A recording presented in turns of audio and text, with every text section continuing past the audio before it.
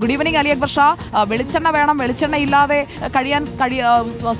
ഈ പാചകം ചെയ്യാൻ കഴിയാത്ത രീതിയിലാണ് മലയാളിയുടെ ഒരു പാചകശീലം കിടക്കുന്നത്. ഇപ്പോൾ പലരും ആ ശീലം മാറ്റിപ്പിടിച്ചിട്ടുണ്ട്, സൂര്യകാന്തി എണ്ണയിലേക്കൊക്കെ മാറിയിട്ടുണ്ട് ഗത്യന്തരമില്ലാതെ. പലചരക്ക് പക്ഷേ നമുക്ക് വാങ്ങിച്ചല്ലേ പറ്റൂ. അതില്ലാതെ നമുക്ക് ചൈനീസ് ഫുഡിലേക്ക് പോകുന്ന ഒരു ശീലം മലയാളിക്ക് ഇല്ലാത്തിടത്തോളം പലചരക്ക്, അതും അവശ്യ സാധനങ്ങൾ, അത് വളരെ അത്യാവശ്യമായി നിൽക്കുന്ന ഒരു സാഹചര്യമാണ്. ഇപ്പോഴത്തെ വില നിലവാരം എങ്ങനെയാണ് അലി? Good evening Sujaya. ഈ പറഞ്ഞതുപോലെ ഒരു വശത്ത് വില്ലനായി അഭിജിത്ത് പറഞ്ഞതുപോലെ വെളിച്ചെണ്ണ നിൽക്കുമ്പോൾ ബാക്കി നമുക്ക് അറിയേണ്ടത് പലചരക്ക് വ്യാപാരത്തിൽ എന്ത് സംഭവിച്ചു, വില നിലവാരത്തിൽ എന്ത് സംഭവിച്ചു എന്നതാണ്.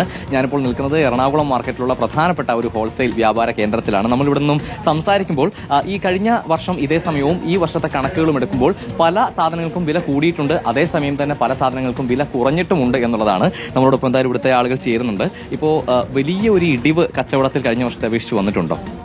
കഴിഞ്ഞ വർഷത്തെ അപേക്ഷിച്ച് ഈ ഒരു ഓൺലൈൻ ഇതിൻ്റെ ഒരു സെയിൽ ഹോൾസെയിലിൽ ഭയങ്കര കാര്യമായിട്ട് ബാധിച്ചിട്ടുണ്ട്. അതിന് ഒരു കമ്പനികളും ഹോൾസെയിൽ ഒരു റേറ്റിന് സപ്പോർട്ട് വളരെ കുറവാണ്. അപ്പോൾ നമുക്കിത് കുറേ നാൾ കഴിയുമ്പോൾ പിന്നെ ഇത് നമ്മളൊന്നുമില്ലാതെ ആ ഒരു ഇതിലേക്ക് തന്നെ പോണ രീതിയിലാണ് ഇപ്പോൾ കാണുന്നത്. അപ്പോൾ എല്ലാ വർഷവും അത് ഇച്ചിരി ഹോൾസെയിലിന് കുറച്ച് റിവേഴ്സ് ആയിട്ടാണ് വരുന്നത് കുറേ നാളുകളായിട്ട്. അതായത് ഡോർ ടു ഡോർ ഡെലിവറി വന്നതോടുകൂടി ഹോൾസെയിൽ വ്യാപാരത്തിൽ ഇടിവുള്ള ഇപ്പോൾ കമ്പനികളുടെ റേറ്റ് തന്നെ നമ്മൾക്ക് പറഞ്ഞാൽ ആ റേറ്റ് തന്നെയാണ് ഈ മാർജിൻ ഫ്രീ അങ്ങനെയുള്ളവർക്ക് അവർ വേറൊരു സ്കീമിൽ കൊടുക്കണം. അപ്പോൾ നമുക്ക് ആ റേറ്റിന് കോമ്പീറ്റ് ചെയ്യാൻ പറ്റണില്ല. കഴിഞ്ഞ വർഷത്തെ ഏകദേശം ഈ സമയത്തെ മാർക്കറ്റ് അനുസരിച്ച് നോക്കിയാൽ ഇത്തവണത്തേക്ക് വരുമ്പോൾ കൂടുതൽ വില വന്നത് ഏത് ഐറ്റംസിനാണ്? കൂടുതൽ ഈ പ്രാവശ്യം വന്നത് ഗ്രീൻ പീസ് കുറച്ച് റേറ്റ് കൂടി. അത് ഇമ്പോർട്ട് ആയതുകൊണ്ട് ഇവിടുത്തെ റേറ്റ് എപ്പോഴും കൂടുതലാണ്, പുറത്തുനിന്ന് വന്നിട്ട് അവിടെ വിൽക്കുന്നത്. അപ്പോൾ ഇവിടെ പെട്ടെന്ന് ഷോർട്ടേജ് വരുമ്പോൾ ചിലപ്പോൾ അവിടെ നിന്ന് വരാനുള്ള ബുദ്ധിമുട്ടൊക്കെ ആയിട്ട് പെട്ടെന്ന് റേറ്റ് വ്യത്യാസം വരും. പിന്നെ ഗോതമ്പ് ഉൽപ്പന്നങ്ങൾക്കൊക്കെ നല്ല റേറ്റ് വ്യത്യാസം വന്നു. മൈദക്കൊരു 4 രൂപയോളം ഒരു കിലോമ കൂടുതൽ വന്നിട്ടുണ്ട്. അത് ക്രോപ്പ് കുറവാണെന്നാണ് പറഞ്ഞത്. അപ്പോൾ അങ്ങനെ ഗോതമ്പിലൊരു മാറ്റം വന്നിട്ടുണ്ട്. മറ്റ് സാധനങ്ങളെ അപേക്ഷിച്ച് ഗോതമ്പ് ഉൽപ്പന്നങ്ങൾക്ക്, പ്രത്യേകിച്ച് ആട്ട ഉൾപ്പെടെയുള്ള ഉൽപ്പന്നങ്ങൾക്ക് വില കൂടാനുള്ള കാരണം എന്താണെന്നാണ് കരുതുന്നത്? ഗോതമ്പിൻ്റെ തന്നെ ഗോതമ്പ് ഷോർട്ടേജ് വന്നുകൊണ്ട് തന്നെയാണ്. അതിൽ നിന്ന് നേരിട്ടിരിക്കുന്ന പ്രൊഡക്റ്റാണല്ലോ ഈ ആട്ട, ഗോതമ്പ്, അല്ല ആട്ട, മൈദ, റവ, ആ ഐറ്റങ്ങളെല്ലാം ഗോതമ്പിൽ നിന്ന് തന്നെ ഉള്ളതാണ്. പക്ഷേ വെളിച്ചെണ്ണയെ പോലെ ഒരു പ്രധാന വില്ലൻ പലചരക്ക് മേഖലയിൽ വന്നിട്ടില്ല ഇതുവരെ. പലചരക്കിൽ വന്നിട്ടില്ല. പിന്നെ ബിരിയാണി അരിയിൽ ഒരു കൈമ എന്ന് പറയുന്ന റൈസ് ഈ തവണ 2-3 മാസത്തിനുള്ളിൽ ഒരു ഡബിൾ റേറ്റ് ആയി. ഇപ്പോ കൈമാരിയൊക്കെ അലി, ഞാൻ കഴിഞ്ഞ ദിവസം ബിരിയാണിക്ക് വേണ്ടി വാങ്ങിയപ്പോഴേക്കും നല്ല വില കൊടുത്താണ് വാങ്ങിയത്. കൈമാരിക്കൊക്കെ നല്ല വില കൂടിയിട്ടുണ്ട് കഴിഞ്ഞ വർഷത്തെ വെച്ച്.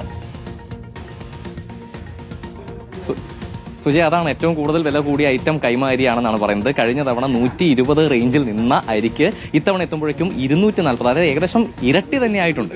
ഇരട്ടി 110 എന്നുള്ളത് 202 വരെ.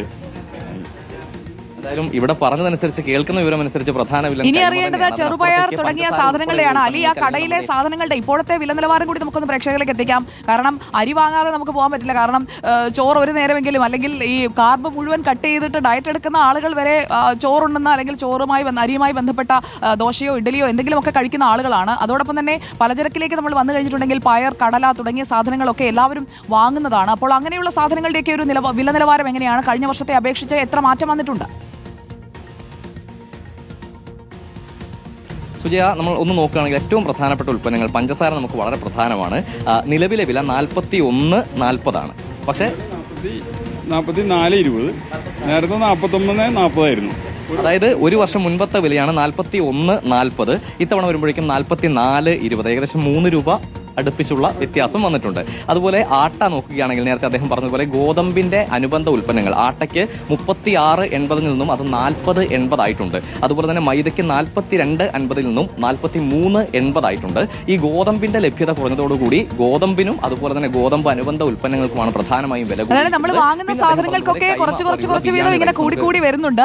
ആ കുറച്ച് കൂടുതലായത് കാരണം നമ്മളത് ശ്രദ്ധിക്കില്ല. കാരണം നമ്മളൊരു ബില്ല്, ഒരു കടയിൽ ചെന്ന് കഴിഞ്ഞാൽ സാധനങ്ങളെല്ലാം വാങ്ങുന്നു, ബില്ലടിക്കുന്നു. ആ ബില്ല് വെച്ച് നമ്മളൊരിക്കലും കഴിഞ്ഞ വർഷത്തെ ബില്ല് സൂക്ഷിച്ചു വെച്ചിട്ടായിരിക്കില്ലല്ലോ ഇരിക്കുക. അപ്പോൾ അതനുസരിച്ച് നമ്മുടെ പർച്ചേസിംഗ് കപ്പാസിറ്റി കൂടുന്നതോറും നമ്മളിങ്ങനെ വാങ്ങിക്കൊണ്ടേയിരിക്കും.